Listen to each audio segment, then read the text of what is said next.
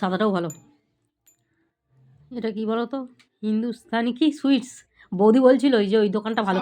ওই আর একটা যেতে যে হিন্দুস্তানিটা ওটাই বিক্রি হয় না অত, ওটা ভালো নয়। এটা কোথাকার ব্রাঞ্চ বললো একটা। এটা মেন ব্রাঞ্চ না না, এর মেন ব্রাঞ্চ আছে, এটা কোথাকার ব্রাঞ্চ এটা। এটা মেন ব্রাঞ্চ কোথায় বলতো? যাদবপুরে। তো দেখো এটা হচ্ছে হিন্দুস্তান সুইটসের নাম করা। তো রাবড়ি, কেশারের রাবড়ি, দেখতে পেয়েছো? কালারটাও খুব সুন্দর, খেতেও খুব সুন্দর, জানো তো। আমরা মিষ্টি কম খাই বলে সেই জন্য আমাদের মিষ্টি কমই আছে।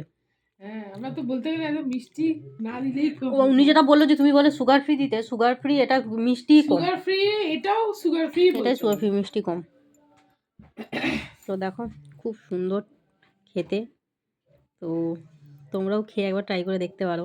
ট্রাই না, সবারই ভালো লাগবে। খাওয়ার ইচ্ছা ছিল, আমি আগের বারে খেয়েছিল, সেটা আমার ঠিক ভালো লাগেনি। এর আগে সাদা রাবড়িটা খেয়েছি। তো এটা পুরো কেশরের। কত করে কেজি বললাম? 650 টাকা। 650 টাকা কেজি। এটা 100 গ্রাম 65 টাকা।